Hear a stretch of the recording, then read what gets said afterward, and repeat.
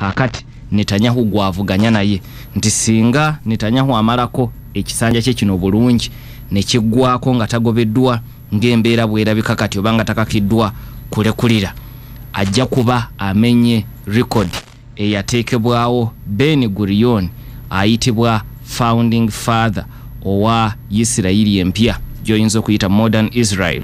Kakati David Ben Gurion yoyo Netanyahu gwatunka naye, n'olwekyo bwe tuwogera ku muntu poliisi gwe yakunyiza wiiki eno ku lunaku olwokutaano ng'ate mukunya omulundi ogw'omunaana, otegeera obuzito bw'ensonga nga tebannaddamu kumukunya ku lwokutaano.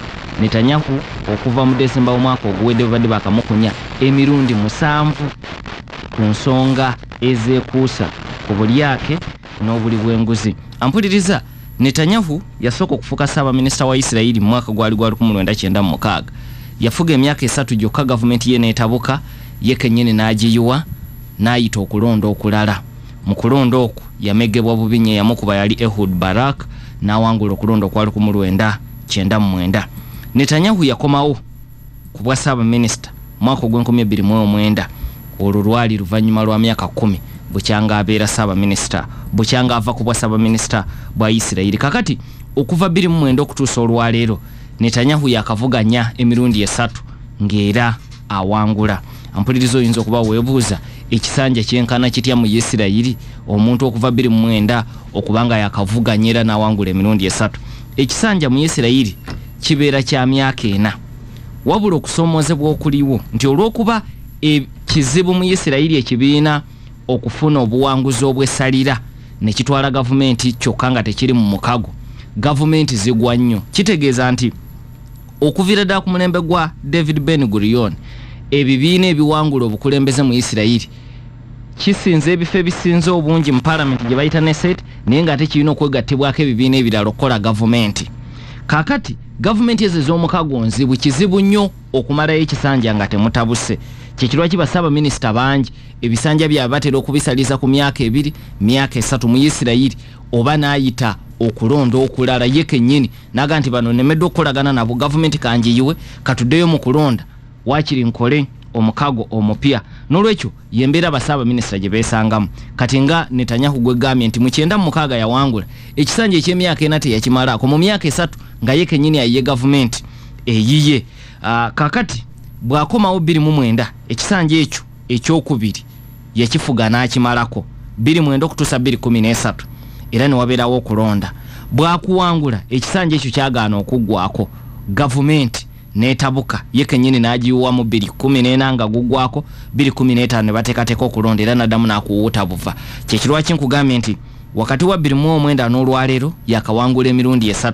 Yawangula 2009, n'awangula 2013, n'awangula ne 2015. Kakati kino ekisanja kyalimu ekyatandika 2015 kibadde kirina okuggwako Novemba 2019 gwe mwaka ogujja, singa embeera teyongera kumwonoonekera nga bwe bifaananye mu kiseera kino nti wetwogerera bakamukunya emirundi 8 okwosa jjo gwe mulundi ogw'omunaana nga bamukunya ye Ssaabaminisita Benjamin Netanyahu ku nsonga ezeekuusa ku bulyake. Kakati bw'ogatta emyaka egyo gyonna, Netanyahu awaasooka 96 okutuusa 99 yafuga emyaka 3.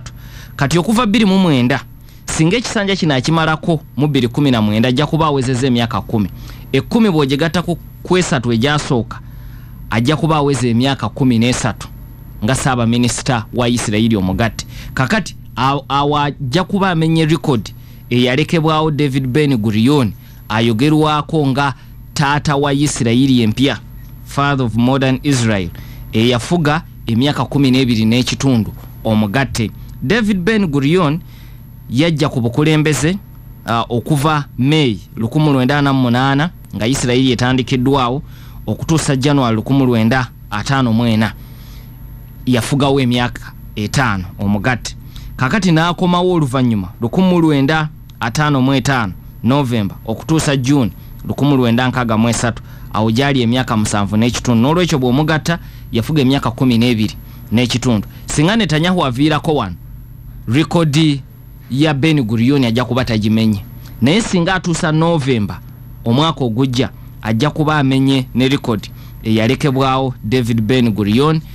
omukulembeze wa Isirayiri eyasooka era bwe batunka mu maanyi n'okufugira Isirayiri eggwanga ebbanga eddene. Kakati ye muntu gwe twogerako poliisi gwe yakunyeza ku Lwokutaano. Poliisi okumukunya yazze n'emusanga mu makaage amatongole nga ssabaminisita wa Isirayiri mu kibuga Yerusalemu.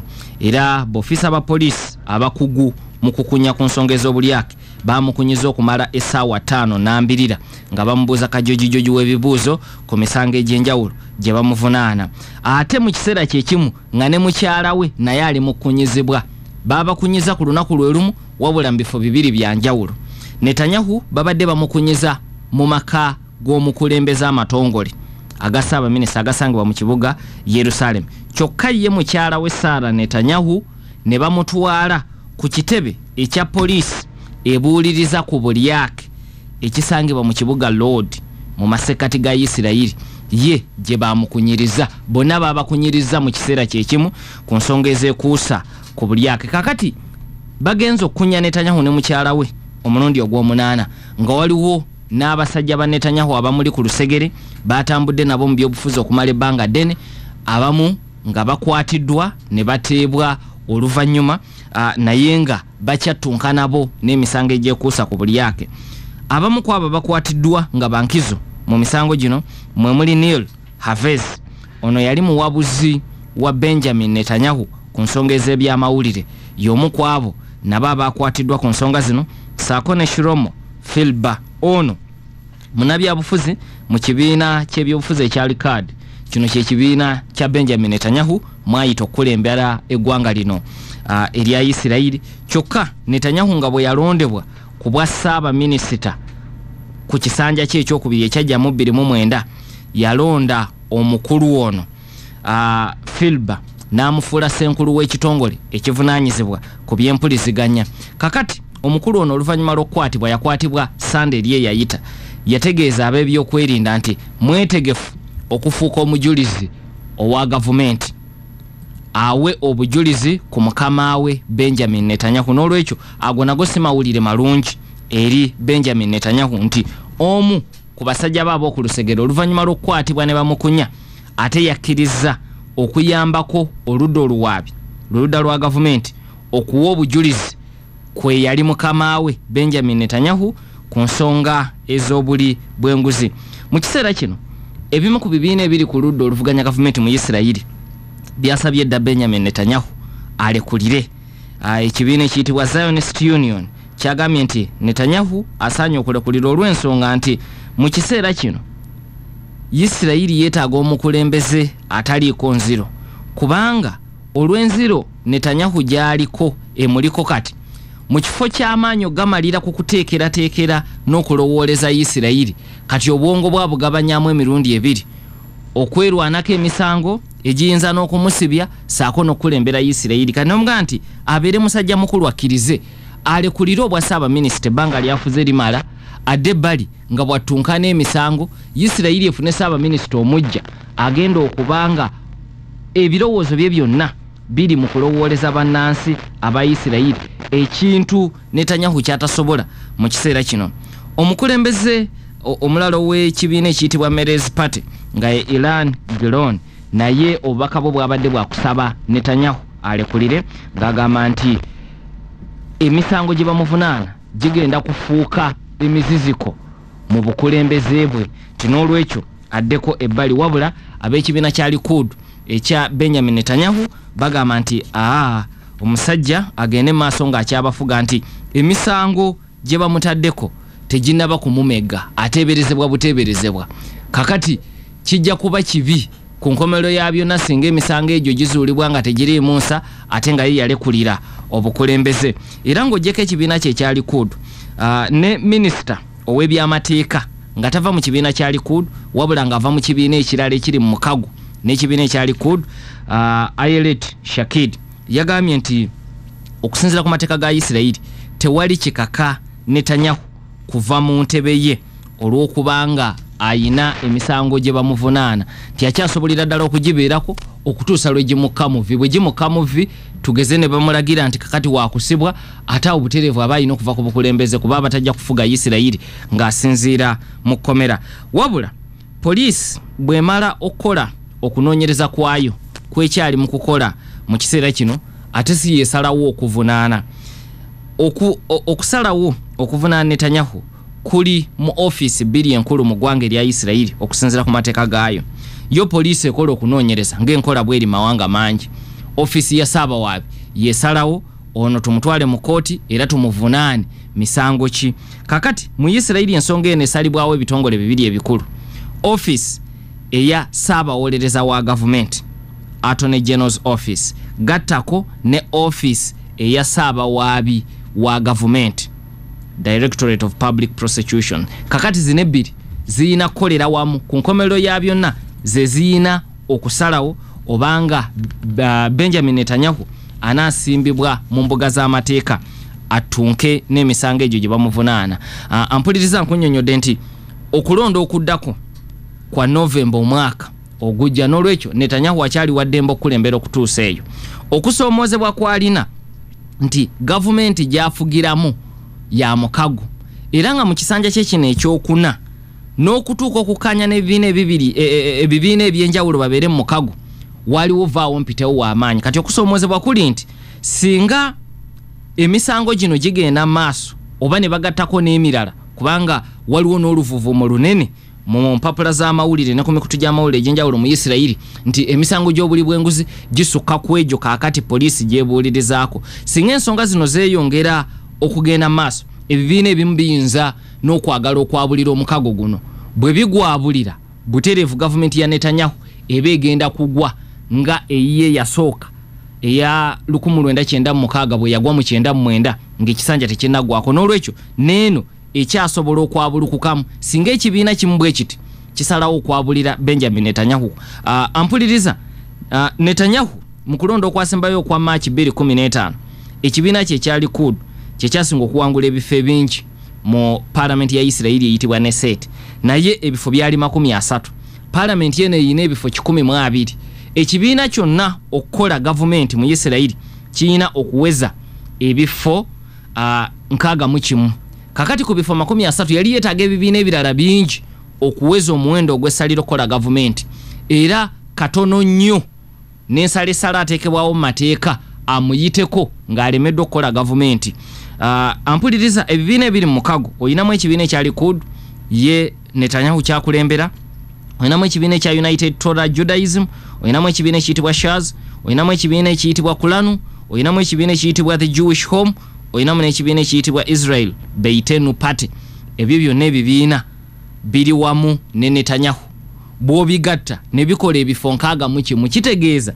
nti bw'ojjako ekibiina kimu bwe kiti ne kigenda n'ababaka babiri omukago guno guba gugudde nga gavumenti ya Benjamin Netanyahu egenda kuyiika n'olwekyo kwe kusoomoozebwa kwalimu nti yadde ye agamba tagenda kulekulira era agamba nti emisango gino gye bamuvunaana ne gye bamuteekako yagiyitana gya byabufuzi naye okusoomoozebwa kwalina nti gavumenti mu Isirairi zigwa nnyo ezisinga obungi bukyanga etondebwawo 48 kibeera kizibu Ssaabaminisita okumalako ekisanja eky'emyaka 4 ng'ebibiina bwe batambula mu mukago tebimwabulidde kasita wabeerawo okusoomoozebwa okw'ekika kyonna kakati Netanyahu yesanze mu kusoomoozebwa kwekumu nti emisango police mukunyize enfunde eziwera ate nga wiiki 2 zetukubye amabega nga tennaddamu na kumukunya mulundi guno ogw'omunaana police yo kennyini yafulumya statement egamba nti ku bujulizi bwe bakuŋŋaanyiza balowooza nti bumala okutwala Netanyahu mu mbuga z'amateeka newankubadde nga office ya Attorney General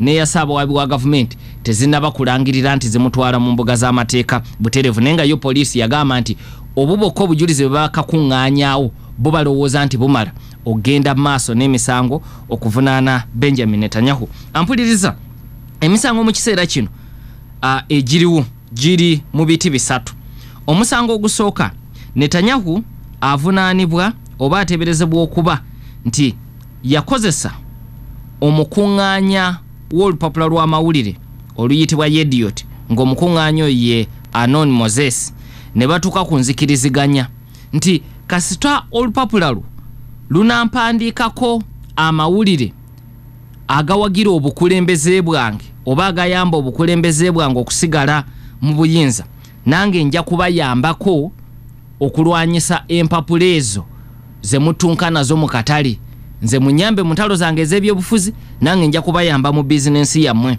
Kakati ogwo musango gwa bulyake. N'olwekyo omusango ogusooka gwego. Era poliisi egamba nti ne omukuŋŋaanya w'olupapula luno olwa Yediot Anon Moses naye wakuvunaanibwa ku nsonga ez'okwenyigira mu buli bw'enguzi obw'ekika ekyo gwe musango ogusooka.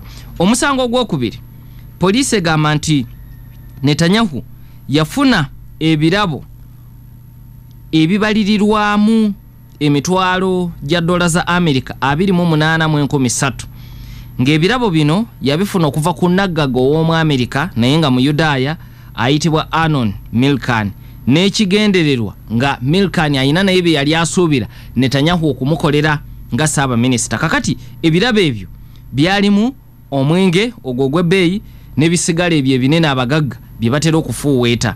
Kakati bye birabo ebigambibwa okusinziira ku poliisi nti byaweebwa Netanyahu ne mukyala we ng'eyabibawa ye mugagga oyo ow'omu Amerika ateeka ensimbi nnyingi nnyo mu bizinesi ez'okuzannya firimu n'endala Hollywood ayitibwa Anon Milchan.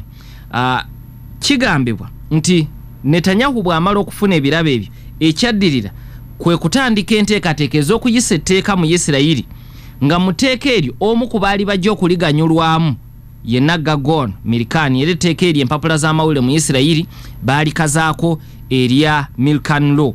Kakati muteeka lino Netanyahu yali ayagala nti bannansi ba Isirayiri oba bayita Abayudaaya abali wabweru wa Isirayiri singa basalawo okukomawo mu Isirayiri okukolerayo bizinensi zaabwe, Isirayiri singa etteeka eryo lyayita yali yakubasonyiwanga emisolo okumala ebbanga lya myaka 10. Kakati etteeka eryo n'okuyita teryayita kubanga teryasukka nakubaganyizibwako birowoozo ng'ebbago mu Ministry of Nines ku byensimbi eya Isirayiri ne baga nti tetusobola nakumalira biseera ku bbago lifaanagana bwe lityo ne likomaawo. Naye olw'okuba nti Netanyahu yatandika ku nteekateeka ey'obuli bw'enguzi n'agyenyigiramu yadde teyagguka, ogwo gubeera musango gw'amaanyi mu mawanga agatakkiririza mu buli bwanguzi. N'olwekyo ogwo gwe musango ogwokubiri oguvunaanibwa Benjamin Netanyahu. Omusango ogwokusatu poliisi ya Isirayiri egamba nti Netanyahu era ayina ebirabo bye yafuna okuva ku naggagga ava mu nsi eya Australia James Parker nga ebirabe bye yali abimuwa naye abeeko byamukolera mu ggwanga erya Isirayiri. Era TV ya Isirayiri eyitibwa Channel 10 mu Desemba omwaka oguwedde yafulumya amawulire ng'eraga nti poliisi bwe yakunya Naggaga oyo James Parker yakkiriza nti ddala kituufu waliwo ebirabo bye yawa Benjamin Netanyahu ne mukyala we Sarah. Kyekyo lwaki ampuliriza nkunnyonnyodde nti ku lunaku olwokutaano oba okwoseggulu poliisi bwe yabadde ekunya Netanyahu ne mukyala we baamukunyiza ate ne babakunyiriza mu bifo bibiri bya njawulo. Ampuliriza katumale okuwumulamu katono bwe tunaakomawo tugenda kutandikiraawo. Okyawuliriza program Kalabalaba ng'ekutuusibwako Kakati Netanyahu gwavuganya naye nti singa Netanyahu amalako ekisanja kye kino bulungi ne kiggwako nga tagobeddwa ng'embeera bwerabika kati oba nga takakiddwa kulekulira, ajja kuba amenye record eyateekebwawo Ben Gurion ayitibwa founding father owa Isirayiri empya gyoyinza okuyita modern Israel. Kakati David Ben Gurion yoyo Netanyahu gwatunka naye. N'olwekyo bwe twogera ku muntu poliisi gwe yakunyiza wiiki eno ku lunaku olwokutaano ng'ate mukunya omulundi ogw'omunaana, otegeera obuzito bw'ensonga nga tebannaddamu kumukunya ku lwokutaano. Netanyahu okuva mu Desemba omwaka oguwedde babadde bakamukunya emirundi 7 ku nsonga ezeekuusa ku bulyake n'obuli bw'enguzi. Ampuliriza Netanyahu yasooka okufuuka Ssaabaminisita wa Isirayiri mu mwaka gwali 1996. Yafuga emyaka 3 gyokka gavumenti ye n'etabuka, ye kennyini n'agiyiwa n'ayita okulonda okulala. Mu kulonda okwo yamegebwa bubi nnyo, yamukuba yali Ehud Barak n'awangula okulonda okwali 1999. Netanyahu yakomawo ku bwa Ssaabaminisita mwaka gw' 2009 olwo lwali luvannyuma lwa myaka 10 bukyanga abeera saba minister bukyanga ava ku bwa saba minister bwa Isirayiri. Kakati okuva 2009 okutuusa olwaleero Netanyahu yakavuganya emirundi esatu ng'era awangula. Ampulirizo oyinza okuba weebuuza ekisanja kyenkana kitya mu Isirayiri omuntu okuva 2009 okubanga yakavuganyera n'awangula emirundi esatu. Ekisanja mu Isirayiri kibeera kya myaka 4 wabula okusoomozebwa okuliwo nti olw'okuba kizibu mu Isirayiri ekibiina okufuna obuwanguzi obw'essalira ne kitwala gavumenti kyokka nga tekiri mu mukago, gavumenti zigwa nnyo. Kitegeeza nti okuvira ddala ku mulembe gwa David Ben Gurion ebibiina ebiwangula obukulembeze mu Isirayiri kisinze ebifo ebisinze obungi mu parliament gye bayita Knesset, naye nga tekirina okwegattibwako ebibiina ebirala okukola gavumenti. Kakati gavumenti ezo ez'omukago nzibu kizibu nnyo okumalayo ekisanja nga temutabuse. Kyekirwa kibasaba minisita bangi ebisanja byabwe batera okubisaliza ku myaka 2 myaka 3 mu Isirayiri oba n'ayita okulonda okulala ye kennyini naga nti bano nemedde okukolagana nabo gavumenti kanjiyiwe katuddeyo mu kulonda wakiri nkole omukago omupya. N'olwekyo yembeera basaba minisita gye beesangamu. Kati nga Netanyahu gwe gambye nti mu 96 yawangula ekisanja eky'emyaka 4 teyakimalaako mu myaka 3 nga ye kennyini ayiye gavumenti eyiye. Kakati bwakomawo 2009 ekisanja ekyo ekyokubiri yakifuga n'akimalako 2009 okutuusa 2013 era ne wabeerawo okulonda. Bwakuwangula ekisanja ekyo kyagaana okuggwako gavumenti netabuka ye kennyini n'agiwa mu 2014 nga guggwako 2015 ne bateekateeka okulonda era naddamu n'akuwuuta buva. Kyekirwa kinkugambye nti wakati wa 2009 n'olwaleero yakawangula emirundi esatu. Yawangula 2009 n'awangula 2013 n'awangula ne 2015. Kakati kino ekisanja kyalimu ekyatandika 2015 kibadde kirina okuggwako November 2019 gwe mwaka ogujja singa embeera teyongera kumwonoonekera nga bwe bifaananye mu kiseera kino nti wetwogerera bakamukunya emirundi 8 okwosa jjo gwe mulundi ogw'omunaana nga bamukunya Ssaaba Minisita Benjamin Netanyahu ku nsonga ezekuusa ku bulyake. Kakati bw'ogatta emyaka egyo gyonna Netanyahu awaasooka 9 okutuusa 9 yafuga emyaka 3. Kati okuva 2009 singa ekisanja kino akimalako mu 2019 ajja kuba awezezza emyaka 10. 10 bw'ogigatta ku 3 egyasooka ajja kuba aweza emyaka 13 nga Ssaaba Minisita wa Isirayiri omugatte. Kakati ajja kuba amenye record eyalekebwawo David Ben Gurion ayogerwako nga taata wa Isirayiri empya, father of modern Israel, eyafuga emyaka 12 n'ekitundu omugatte. David Ben Gurion yajja ku bukulembeze okuva May 1948 nga Isirayiri etandikiddwawo okutuusa January 1954 yafugawo emyaka 5 omugatte. Kakati n'akomawo oluvannyuma 1955 November okutuusa June 1963 awo gyali emyaka 7 n'ekitundu. N'olwekyo bw'omugatta yafuga emyaka 12 n'ekitundu. Singa Netanyahu aviirako wano rekodi ya Ben Gurion ajja kuba tagimenye, naye singa atuusa November omwaka ogujja ajja kuba amenye ne rekodi eyalekebwawo David Ben Gurion omukulembeze wa Isirayiri eyasooka era bwe batunka mu maanyi n'okufugira Isirayiri eggwanga ebbanga eddene. Kakati ye muntu gwe twogerako poliisi gwe yakunyeza ku Lwokutaano. Poliisi okumukunya yazze n'emusanga mu makaage amatongole nga Ssaaba Minisita wa Isirayiri mu kibuga Yerusalemu era b'ofiisa ba poliisi abakugu